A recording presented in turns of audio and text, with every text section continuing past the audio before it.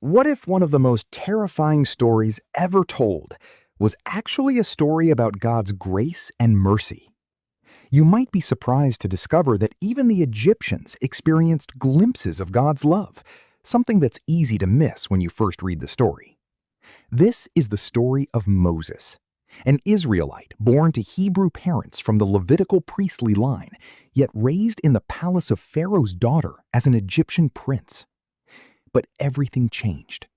Through a series of dramatic turns, Moses was called by God to rise up and lead the Israelites out of slavery in a powerful and unforgettable way. Let's rewind for a moment to the book of Genesis, chapter 15-13, that talks about Abraham, where God speaks to him and reveals something extraordinary, that his descendants would live as strangers in a foreign land, oppressed and enslaved for 400 years. Now fast forward to Exodus, and we see that very word come to life. The people of Israel were held in bondage by the Egyptians for over 4 centuries, until the moment God stepped in to deliver them. What God spoke to Abraham, he faithfully fulfilled through Moses. But Moses' journey wasn't instant. After leaving Egypt, he married Zipporah and settled in Midian, quietly tending his father-in-law's sheep. According to the book of Acts 7:30, it wasn't until 40 years later that God appeared to him in the burning bush. 40 years. 40 years of waiting, of obscurity, of preparation. Before the calling came, there was a season where God was shaping Moses, teaching him patience, humility, and trust in the quiet. When we read the Bible, we can be often misled, thinking that Moses went to Midian in verse 1, and in verse 2, God spoke to him immediately.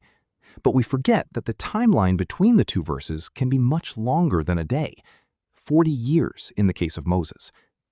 After God reveals himself to Moses in the burning bush, God tells Moses that he is to lead the people out of Egypt, but Moses is reluctant, fearing he is not eloquent enough to do it.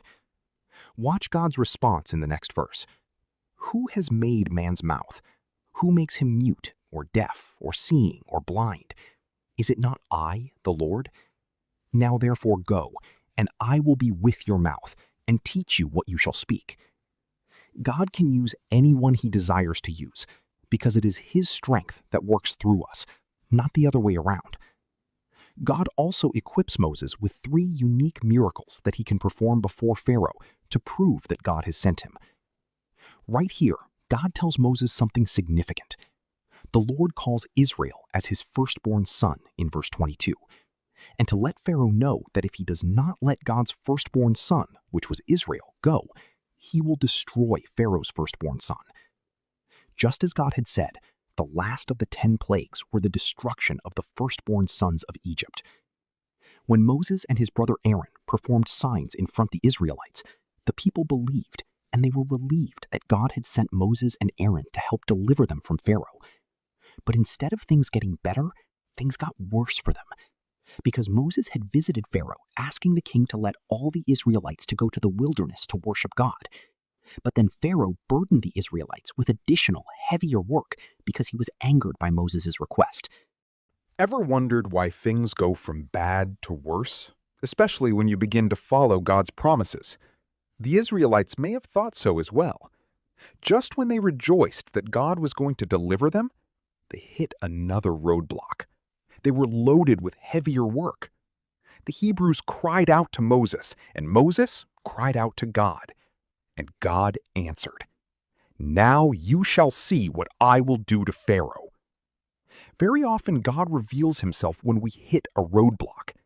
While we want to do things in our own strength, God asks us to rely on him and not on ourselves.